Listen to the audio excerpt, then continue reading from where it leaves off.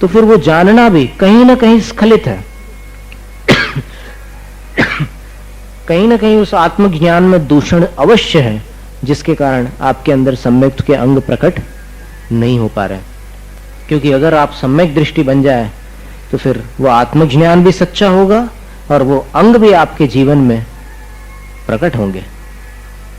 और फिर अंत के 2 अंगों में कह दिया कि धार्मिक जनों के प्रति जैसा प्रेम गाय का बछड़े के प्रति होता है, नवजात जो बछड़ा रहता है, नया जन्मा हुआ बछड़ा, उसके प्रति गाय का कितना प्रेम होता है कि उस बछड़े को जब वो किसान अपने हाथ में उठा करके ले जाता है तो गाय बगैर रस्सी के पीछे पीछे चलती है, बगैर रस्सी के। वो बछड़ा जब थोड़ा बड़ा होता है और उछल कूद करना चालू करता है तो उछलते हुए कहीं किसी गड्ढे की तरफ चला जाए तो गाय भी उस गड्ढे के अंदर चली जाती है। फिर बाद में जितनी कठिनाई हो वो एक अलग बात है, लेकिन उस बछड़े को वहां गड्ढे के अंदर जाकर दूध पिलाएगी। कितना स्नेह होता है उस गाय का, बछड़े को चाटती है वो जीभ से। और अगर कोई बछड़े को क्षति पहुंचाने आ जाए तो फिर वो अपनी जान की बाजी लगा देगी और सामने आ जाएगी। उसको कितनी भी तकलीफ हो जाए लेकिन वो मुकाबला करेगी उसके साथ, भले वो कोई जंगली जानवर क्यों ना हो। एक बार अपने संघ के मुनि स्वभाव सागर महाराज जी ने अपने बचपन का एक संस्मरण सुनाया था कि जब छोटे थे तब उनके घर पर एक गाय पली हुई थी और वो गाय, वहां आसपास जंगल था नन्ही देवरी के पास। ये घटना हमने कभी सुनाई हो तो आपकी स्मृति में होगी। मालिक जो थे कि उसके बछड़े को किसी ने क्षति पहुंचाई। क्या है कि जंगलों में भेड़िए रहते हैं, कभी कोई ऐसे बिपटिया वगैरह दूसरे जानवर रहते हैं, दीपड़े वगैरह, तो फिर वो कभी भी कुछ क्षति पहुंचा देते हैं। तो फिर उसके आंखों से आंसू बह रहे थे, कितना स्नेह रहता है उसका। तो ऐसे कई दृष्टांत है। तो यहां पर यही कहा कि गाय का बछड़े के प्रति जैसा प्रेम होता है वैसा ही प्रेम एक सम्यक दृष्टि का धार्मिक जनों के प्रति होता है, धर्मात्माओं के प्रति होता है, व्रतियों के प्रति, मुनियों के प्रति वैसा ही स्नेह होता है। और मुनियों का भी परस्पर में वैसा ही स्नेह होता है। और अंतिम जो अंग था, जिन धर्म दीपावे, जिन धर्म को दीपावे यानी दीप्तिमान करता है, वो प्रकाशमान करता है, अर्थात जैन धर्म के प्रकाश को लोक में फैलाता है, जैन धर्म की प्रभावना करता है। ये 8वां अंग है। अब प्रभावना करने से धर्म को क्षति होती है, इसलिए सम्यक दृष्टि जीव ऐसी चेष्टा नहीं करेगा जिससे धर्म की बदनामी हो, धर्म की अप्रभावना हो। जैसे कई प्रकार के व्यापार होते हैं, उन व्यापारों में कुछ ऐसे व्यापार भी हैं जो धर्म को बदनाम करने वाले हैं। कीटनाशक दवाओं के व्यापार, अथवा खून से बनने वाली जो दवाइयां होती है, डेक्सोरेंज वगैरह, कई प्रकार के ऐसे सिरप्स होते हैं ना। जब बच्चे का जन्म होता है तो माँ को कुछ दवाइयां पिलाई जाती है, कुछ टॉनिक्स दिए जाते हैं, हीमोग्लोबिन टॉनिक्स। तो हीमोग्लोबिन टॉनिक्स जो होते हैं वो कत्ल खाने से जो जानवर के ताजा खून आता है उसको तुरंत वहां फैक्ट्री में भेज करके उससे बनाना पड़ता है दवाई। पुराना हो जाएगा खून तो सूख जाएगा और कोई काम का नहीं रहेगा। तो वो जो बिल्कुल ताजा बहने वाला खून है उससे जो दवाइयां बनती है, इनका व्यापार जैनियों को शोभा नहीं देता। और इसी प्रकार और भी पिंजरे की दुकान खोल दी या फिर और कोई ऐसी वस्तुएं बेचने लग गए, व्यापार धंधे में ऐसी कुछ चीजें इस्तेमाल करने लग गए या बेचने लग गए कि जिससे अहिंसा धर्म का सर्वनाश होता हो। तो ये अप्रभावना का कारण है। एक कोठारी जी थे, दिलीप कोठारी उनका नाम था। वो रुद्रारम में एक अल कबीर नाम का कत्ल खाना खुला था हैदराबाद के पास। वहां पर उन्होंने मैनेजर बोर्ड में एक पद प्राप्त किया था। और वो ऐसा था कि मतलब वहां पर एक दिन में 500 भैंसों का कत्ल खाने में, मशीनी कत्ल खाने से यांत्रिक कत्ल खाने में वध होता था। तो उनको कई चिट्ठियां लिखी, बहुत लोगों ने समझाया। वो यही बोलते थे कि देखो हिंसा 4 प्रकार की होती है। क्या कि जैनी आदमी पढ़ा लिखा है, वो तर्क करना जानता है। बोले कि एक संकल्पी हिंसा, उद्योगी हिंसा, आरंभी हिंसा और विरोधी हिंसा। तो अब ये जो हिंसा है, कत्ल खाने में जो जानवरों का वध हो रहा है, और मैं मैनेजर हूं, तो इसका कारण क्या है? मैं संकल्प हिंसा नहीं कर रहा हूं, मुझे कोई उन भैंसों से दुश्मनी नहीं है, इसलिए ये उद्योगी हिंसा है। व्यापार धंधे में होने वाली हिंसा का त्याग तो नहीं है जैनियों को, तो इसलिए ये उद्योगी हिंसा है, ऐसा वो तर्क देते थे। फिर उनको श्वेतांबर साधुओं ने जाकर के समझाया और बहुत लोगों ने भूख हड़तालें की, तब जाकर के उन्होंने अंत में इस्तीफा दिया अपने उस पद से, और फिर वो उस कत्ल खाने को छोड़ करके चले गए। बोले कि उनका तर्क ये था कि ये जो फालतू के जानवर हैं अपने देश में व्यर्थ में घूमते रहते हैं, इनका वध करने से जो मांस निर्यात विदेशों में जाता है, तो वहां से देश को पैसा मिलता है, तो देश के हित में मैं ये कार्य कर रहा हूं बोले। और ये उद्योगी हिंसा है, संकल्प हिंसा नहीं है। लेकिन फिर इसका अपने जैन धर्म के अनुसार क्या जवाब हो सकता है? आपके पास है कोई जवाब? आपके पास ये उद्योगी हिंसा है क्या? पहले ये बताओ, क्यों नहीं है? फिर आरंभ हिंसा है क्या? कौन सी हिंसा? चार हिंसाओं में से कौन सी हिंसा? संकल्प क्यों है?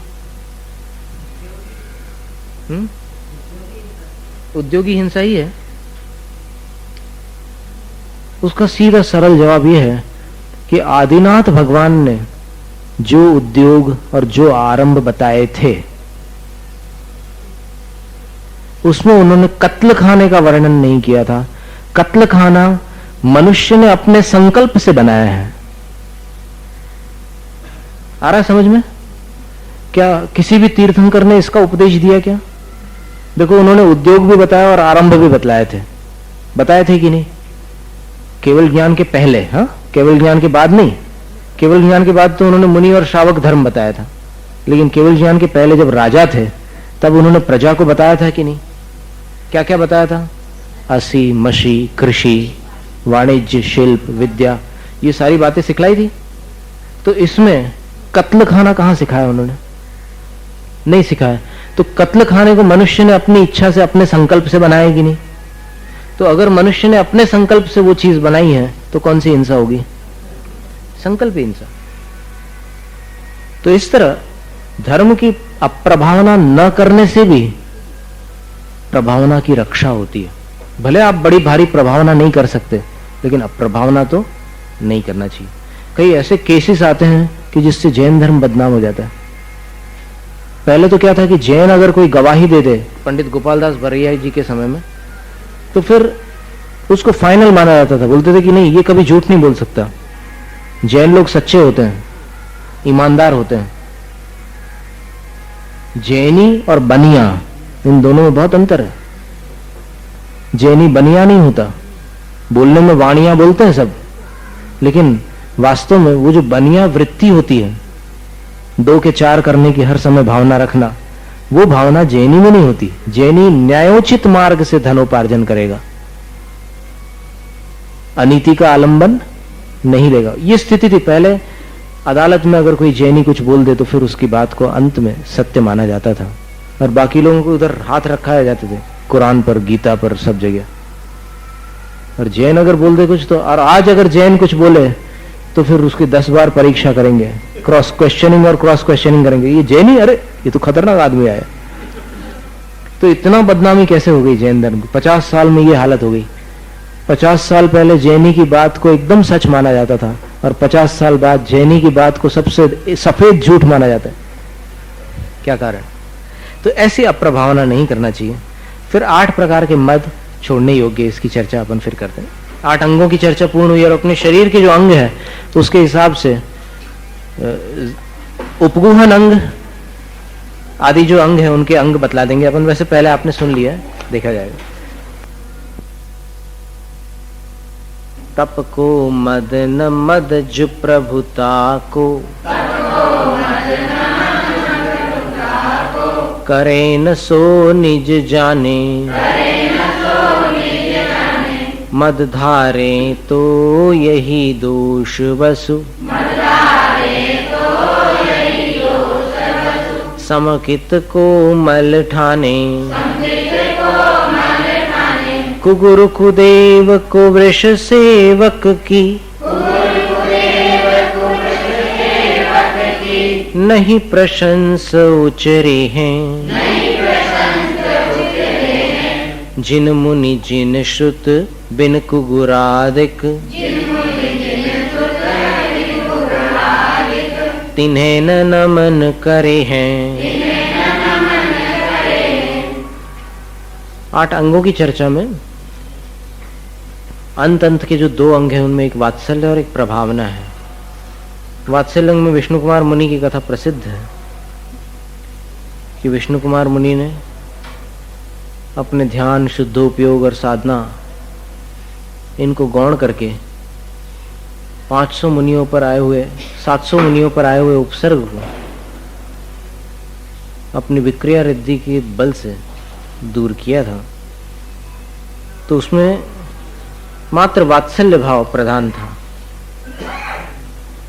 रिद्धि का तो प्रयोग उन्होंने, जब क्षुल्लक जी ने आकर समाचार दिए कि आपके पास रिद्धि और गुरुवर ने कहा है कि आप ही इस उपसर्ग का निवारण कर सकते हैं क्योंकि आपके पास विक्रिया रिद्धि है, तो फिर उन्होंने विक्रिया रिद्धि की परीक्षा करने के लिए अपने हाथ को विस्तृत किया था। तो वो हाथ पर्वतों को, नदियों को पार करता हुआ और बड़े बड़े महापर्वतों को भेदता हुआ सीधा मानुषोत्तर पर्वत तक जा निकला और वहां जाकर के रुक गया, क्योंकि मनुष्य मानुषोत्तर के आगे नहीं बढ़ सकता। तो जब उनको परीक्षा करने पर पता चला कि मुझे विक्रिया रिद्धि सचमुच प्राप्त है, तो फिर 700 मुनियों पर जो उपसर्ग आया है उसका निवारण करने की सामर्थ्य गुरु के वचनानुसार मेरे पास है। और सामर्थ्य होते हुए मुझे सर्वप्रथम उन सहधर्मी भाइयों की रक्षा करनी चाहिए। और वात्सल्य भाव को लेकर मात्र वात्सल्य की कथा में इसका वर्णन आता है। रक्षाबंधन की कथा के नाम से शास्त्रों में कहीं इसका उल्लेख नहीं मिलता, लेकिन वात्सल्य को लेकर के ये कथा उल्लिखित है। वात्सल्य अंग की कथा आप देख लेंगे धर्मामृत ग्रंथ में या फिर और भी किसी भी ग्रंथ में, रत्नकंड आदि ग्रंथों में, तो वात्सल्य की कथा में विष्णु कुमार मुनि की कथा आती है। तो वो अपना ध्यान, शुद्धोपयोग छोड़कर हस्तिनापुर गए और वहां जाकर के जिन मुनियों पर उपसर्ग आया हुआ था उस उपसर्ग का निवारण अपने सामर्थ्य से कर दिया। और फिर बलि को भी नम्रीभूत कर दिया। बलि जिसने उपसर्ग किया था वो भी चरणों में झुक गया। अब इस विषय में मोक्षमार्ग प्रकाशक यहाँ पर है क्या, तो उसमें एक वाक्य हम आपको पढ़ के सुनाना चाहते हैं और उस वाक्य को लेकर भी वर्तमान में कुछ एक वातावरण तैयार हो गया है, वो भी आपको दिखा देते हैं।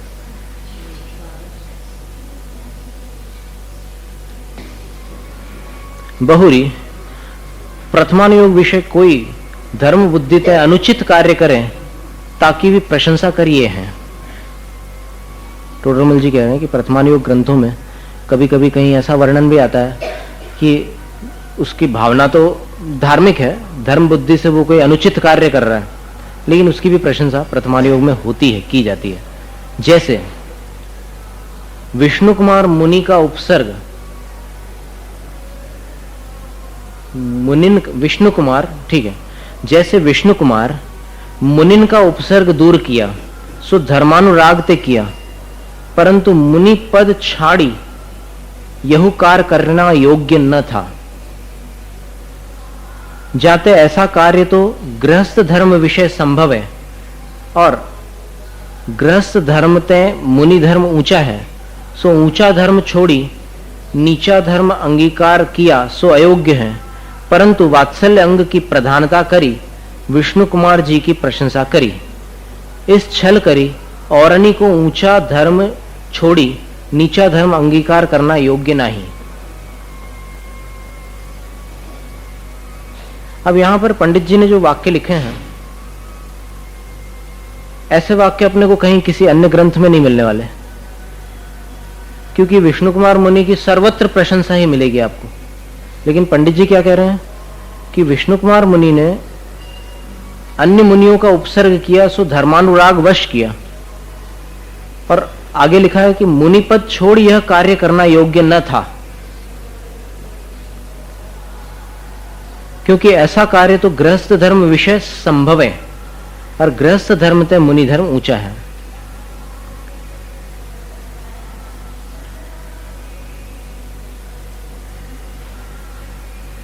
अब इसको लेकर के अभी एक वर्तमान में एक वातावरण बना हुआ है कि विष्णु कुमार मुनि की जो पूजा की जाती है,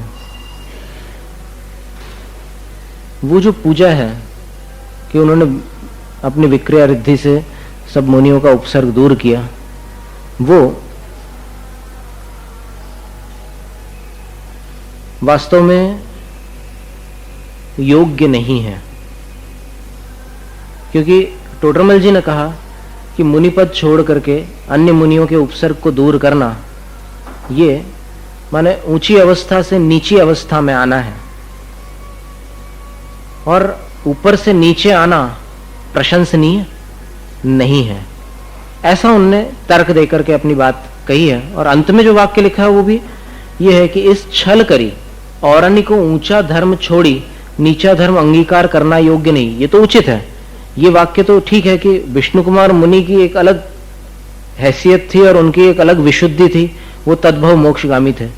तो उनकी नकल करके अगर कोई बोले कि नहीं मैं भी मुनि धर्म छोड़ रहा हूं और फिर कुछ और करके किसी की रक्षा करूं, तो ऐसा बहाना नहीं करना, ये तो उचित लिखा उनने। लेकिन जो यहां पर पहला कथन है कि ये कार्य अयोग्य था, और उसमें जो युक्ति उनने दी वो मात्र इतनी है कि मुनि पद बड़ा है और श्रावक पद गृहस्थ पद छोटा है, तो मुनि पद छोड़ करके फिर निचले पद में आकर के उन्होंने ये कार्य किया। अब इसमें ये जो है कि ये अयोग्य था, इस वाक्य को पढ़ करके लोगों ने अभी वर्तमान में एक नया प्रारंभ कर दिया है कि ये विष्णु कुमार मुनि की पूजा जो है वो उन्होंने अयोग्य कार्य किया था, इसलिए अयोग्य कार्य करने के कारण उनकी पूजा करना उचित नहीं है। ये इसका सारांश कुछ लोगों ने निकाल करके वर्तमान में ऐसा प्रचलन प्रारंभ किया है।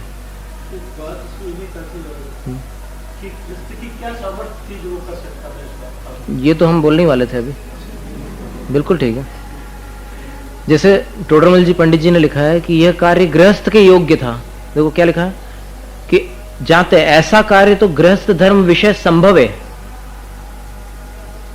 और गृहस्थ धर्म ते मुनि धर्म ऊंचा है। माने ऐसा कार्य जो उपसर्ग निवारण का कार्य है, जो विष्णु कुमार मुनि ने मतलब एक छोटे बटुक ब्राह्मण का रूप धारण करके, याद है ना आपको कथा, फिर 3 डग जमीन मांगी, ये सारे काम तो गृहस्थ कर सकते थे, लेकिन मुनि ने वैसा किया तो इसलिए वो कार्य योग नहीं था। पर बात ये थी कि अगर गृहस्थ वैसा करते भी तो फिर वो 3 डग जमीन नापते तो बलि उसको आसानी से दे देता। अगर गृहस्थ नापता 3 डग जमीन, वो तो विष्णु कुमार मुनि ने विक्रिया रिद्धि से 3 डग नापे तो फिर वो पूरा मनुष्य लोक छोटा पड़ गया। इसलिए उस उपसर्ग का निवारण जैसा उनके आचार्य ने कहा था, सागर दत्त आचार्य ने जो कहा था ना कि इस उपसर्ग का निवारण केवल विक्रिया रिद्धिधारी मुनि कर सकते हैं, और हरिवंश पुराण में विष्णु कुमार मुनि ने गृहस्थ का वेश भी धारण नहीं किया है और उपसर्ग का निवारण कर दिया है, वैसे ही विक्रिया रिद्धि के सामर्थ्य से। और धवला की चौथी पुस्तक में इसके बारे में बहुत सारे रेफरेंसेस है अपने पास। धवला की चौथी पुस्तक में विष्णु कुमार मुनि अंतर मुहूर्त के लिए 5वें गुण स्थान में आ गए थे। धवला की चौथी पुस्तक में इसका उल्लेख मिलता है कि विष्णु कुमार मुनि ने विक्रिया रिद्धि का जो प्रयोग किया था उसमें अंतर मुहूर्त के लिए उनके भाव 5वें गुण स्थान, 5वें गुण स्थान यानी व्रति का गुण स्थान। अब क्या है कि मुनि के गुण स्थान से नीचे आ गए थे, और मुनि के गुण स्थान से नीचे आकर के फिर वापस वो अपने गुण स्थान में पहुंच गए। जाकर गुरु से उन्होंने फिर से छेदोपस्थापना किया और फिर मुनि होकर के तपस्या ऐसी की कि मोक्ष चले गए। तो यहां पर यह कार्य योग्य था कि अयोग्य था, उस प्रसंग के अनुसार अगर अपन विचार करें, क्योंकि किसी भी बात का विचार अपन अप्रासंगिक रूप से करेंगे तो फिर निर्णय अनुचित निकलेगा। प्रसंग के अनुसार अगर विचार करके देखें तो विष्णु कुमार मुनि ने जो कार्य किया था वो मिथ्या दृष्टि का कार्य नहीं था, ये निश्चित बात है। और यदि वो वात्सल्य अंग की रक्षा करते हुए वात्सल्य भाव पूर्वक उन मुनियों पर आए हुए संकट का निवारण नहीं करते तो फिर वात्सल्य नष्ट हो जाने के कारण सम्यक्त भी नष्ट हो जाता। तो उन्होंने मुनियों की रक्षा की, तो उसमें अंतर मुहूर्त के लिए संयम छूटा, सकल संयम छूटा और देश संयम में आए। और अगर वो वहीं बैठे रहते तो फिर क्या होता? कैसा? नहीं, चौथे पुस्तक के उल्लेख के अनुसार तो वो उसमें आ गया, संयमा संयम में। और अगर हरिवंश पुराण के कथन को देखें तो फिर उसको फिर से देखना चाहिए अपने को। नहीं, सराग चरित्र होते हुए भी जो उन्होंने 3 डग भूमि की याचना की ना, ये कार्य मुनि नहीं कर सकते। ये जो भाव हुआ वो मतलब देश संयम गुणस्थान के योग्य भाव हो गया था। लेकिन प्रसंग को देख करके इस कार्य की प्रशंसा ही करनी चाहिए। अब ये जो कथन पंडित जी ने किया, अब ये तो अधूरा है, मोक्षमार्ग प्रकाशक तो पूरा कर नहीं सके पंडित जी, उनका अवसान पहले हो गया। लेकिन इस अधूरे ग्रंथ से अभी जो पढ़ने वाले लोग हैं वो अगर विष्णु कुमार मुनि की पूजा का निषेध करने लग गए तो फिर वो उचित है कि अनुचित है? सर्वथा अनुचित है, क्योंकि विष्णु कुमार मुनि अंतर्मुहूर्त के लिए मान लो देश संयम में भी आ गए तो भी वो फिर वापस सकल संयम में चले गए थे। और फिर देश संयम में आकर के भी उनने क्या किया? उनने दुनिया को यह सबक सिखाया कि सम्यक दृष्टि के अंदर ऐसा वात्सल्य होना चाहिए। यानी उनने कोई अशुभ कार्य नहीं किया है, वो शुभोपयोग में ही देश संयम तक आ गए, लेकिन अशुभोपयोग में नहीं गए।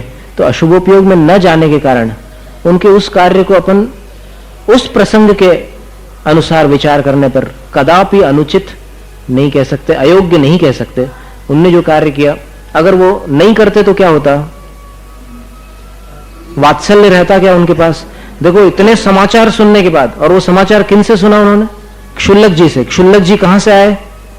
आचार्य के पास से।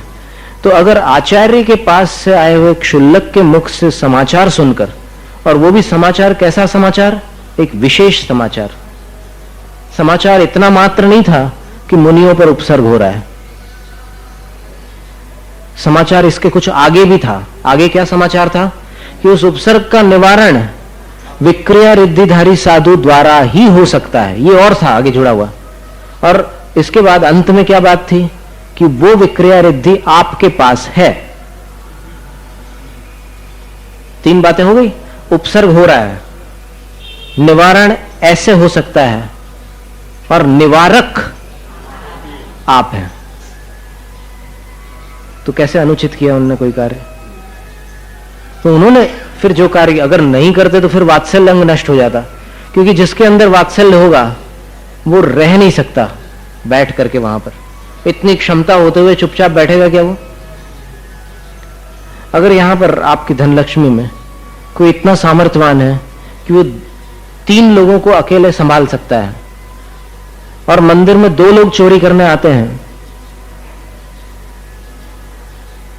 तो वो अहिंसा परमो धर्म की जय बोल करके ऐसे जाप करेगा क्या? अगर करता है तो उचित है कि अनुचित है? अनुचित है। अगर उनको 2-4 लगा करके वापस वहां से रवाना कर देता है तो सोचने की बात है। दृष्टांत से समझो आप बात को। ये विरोधी हिंसा है भाई। संकल्पी हिंसा माने किसी को मैं मारूं इसलिए मारने चला जाए, ये संकल्पी हिंसा है। लेकिन ये जो रक्षा करने के लिए, उसको डिफेंस के लिए हिंसा कर रहा है, और हिंसा क्या, ये तो रक्षा कर रहा है वो अभी। हाँ, आप सही कह, आप वही कह रहे हैं, आप वही बात कह रहे हैं कि ये संकल्पी हिंसा नहीं है, इसलिए विरोधी हिंसा का त्याग नहीं है गृहस्थ को, तो वो आकर के ऐसा कर लेते हैं। पर वहां मुनि अवस्था में भी अगर वो ऐसा ना करते तो फिर सम्यक का ही त्याग हो जाता। अभी तो क्या था कि संयम छूटा, और संयमा संयम मात्र अंतर मुहूर्त के लिए प्राप्त हुआ, और सम्यक तो अगर एक बार छूट जाता है तो कोई भरोसा नहीं है कि अंतर मुहूर्त में दोबारा प्राप्त हो। कभी कभी अर्ध पुद्गल परावर्तन लग जाता है, कुछ कम भटक रहे, अनंत भवों तक भटक रहे सम्यक छूट जाने के बाद, संभव है। तो विष्णु कुमार मुनि का कार्य तो प्रशंसनीय रहेगा। ये ठीक है, गुणस्थानों की दृष्टि से अपन समझ लो इस बात को, लेकिन समझकर कभी भी अपने अंदर अभिनय का भाव मत लाना उनके प्रति। और ऐसे कई प्रश्न आते हैं मुनि धर्म के बारे में एक बार प्रवचन सार की वाचना चल रही थी मड़िया जी में, तो फिर वहां पर एक प्रश्न आया कि एक मुनि किसी जलाशय के पास से निकल रहे हैं और जलाशय के किनारे एक नवजात शिशु पड़ा हुआ है, जीवित है, और एक कुत्ता उसकी तरफ आ रहा है। मुनि क्या करेंगे? तो आपके हिसाब से मत बोलिए। मुनि क्या करेंगे, यह प्रश्न था वहां पर।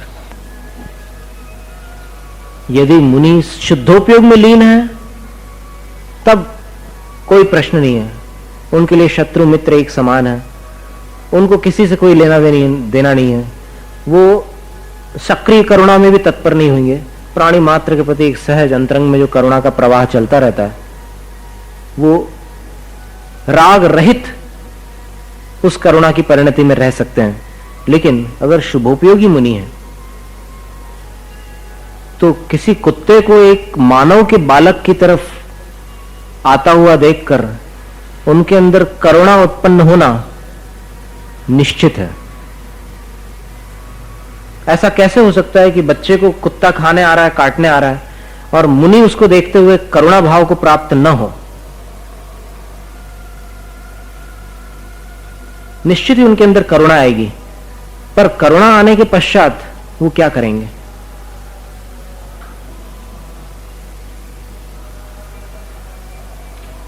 क्या करेंगे? सोचने की बात। फिर बचाने पर उनका गुणस्थान जो उनका भावलिंग है उसका क्या होगा? कैसे?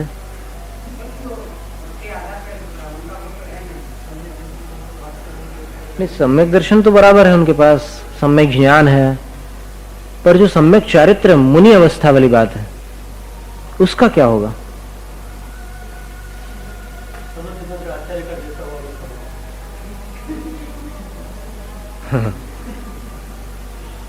या विष्णु कुमार मुनि का जैसा हुआ वैसा होगा। यानी उतने समय के लिए वो उस बालक के अभिभावक बन करके उस कुत्ते के सामने अगर खड़े हो जाते हैं तो वो कुत्ता फिर अंततः मन महसूस कर अथवा कुछ और चेष्टाएं करके उस बच्चे को छोड़ देता है। और जब तक फिर कोई और वहां से गृहस्थ या कोई और निकल आता है तो फिर मुनि उसको संकेत दे सकते हैं या फिर किसी भी उपाय से उसको बचाने का प्रयास कर सकते हैं। और फिर एक प्रश्न ये भी था कि अगर कोई बच्चा ऐसे जलाशय के पास जाते जाते अंदर चला जाए पानी के, और मुनि महाराज को तैरना आता हो, तब क्या करेंगे? क्योंकि शंका करने वाले एक से एक विचित्र अजीबोगरीब शंकाएं करते हैं, और बाकी 4-6 लोग खड़े हैं, उनको तैरना नहीं आता, अब क्या होगा? आचार्य जी ने उसका उत्तर यह दिया था कि जब तक ये संयम अपने हाथ में है तब तक संयम की मर्यादा में रहेंगे, लेकिन अगर ऐसी कोई आपातकालीन स्थिति आ रही है तो फिर वो जैसे गुरु को कोई मारने आ गया और शिष्य के अंदर इतनी सामर्थ्य है कि उसको हाथ पकड़ ले तो फिर वो आगे नहीं बढ़ सकता। तो फिर आचार्य जी ने कहा था कि साधु हाथ में पिच्छी लेकर के किसी के ऊपर हमला नहीं कर सकते। उनने विधान रूप में कुछ नहीं कहा था कि ये करना चाहिए, लेकिन उनने मात्र इतना संकेत दिया था कि संयम की मर्यादा में साधु, जब तक उनके पास ये संयम उपकरण और सारे साधु का पूरा वेश और सारी मुद्रा और सारी चीजें हैं, 4 चीजें होती है ना, दिगंबर मुद्रा में 4 बातें होती जैन साधु की। आचे लक्कम लोचो वसट्ट शरीर पड़े लिहणम। निर्वस्त्र रहते हैं साधु, केश लोंच करते हैं, वसट्ट शरीर, शरीर की सजावट नहीं करते हैं, श्रृंगार नहीं करते, आभूषण आदि नहीं धारण करते, और पड़े लिहणम, पिच्छी रखते हैं। ये सामान्य पंचम काल के साधुओं के लिए बताइए। चतुर्थ काल के रिद्धिधारी साधुओं का नियम नहीं है। तीर्थंकर के पास न पिच्छी होती है न कमंडल होता है। तीर्थंकर के पास ये दोनों उपकरण नहीं होते क्योंकि उनको कोई आवश्यकता नहीं। तो हाथ में पिच्छी लेकर साधु किसी के ऊपर न हमला कर सकते हैं, कोई वार नहीं कर सकते, पानी में तैर भी नहीं सकते पिच्छी लेकर के, क्योंकि पानी में घुटने के ऊपर अगर पानी चला जाता है साधु के तो फिर प्रायश्चित प्रारंभ हो जाता है, और घुटने के नीचे रहता है पानी तो फिर उसके लिए बताते हैं कि जब तक पानी सूख नहीं जाता तब तक साधु शांत खड़े रहेंगे। और अगर बारिश गिर रही है तो फिर कायोत्सर्ग करके निकल जाएंगे। लेकिन अगर घुटने के ऊपर पानी हो और साधु को किसी कारणवश वहां से निकलना पड़े तो फिर उस पानी की एक माप और एक मर्यादा है, उस मर्यादा के अनुरूप वो प्रायश्चित क्रमशः दुगना दुगना होता चला जाता है कि इतना पानी बढ़ जाए तो फिर इससे दुगना हो जाएगा, इतना बढ़ जाए तो उससे दुगना हो जाएगा। ऐसा क्रम चलता है प्रायश्चित का। तो इसलिए साधु अपनी सीमा में रहकर, साधुत्व में रह करके उस बच्चे की रक्षा करने के लिए पानी में तैरेंगे नहीं, किंतु उसकी रक्षा करना अपेक्षित होने के कारण वो अपने करुणा भाववश संयम को थोड़े समय के लिए छोड़कर फिर उसको बचाकर गुरु के पास जाकर वापस छेदोपस्थापना ग्रहण करेंगे, पुनः वो मुनि अवस्था को अंगीकार कर लेंगे। क्या है कि जैन धर्म इतना क्रूर नहीं है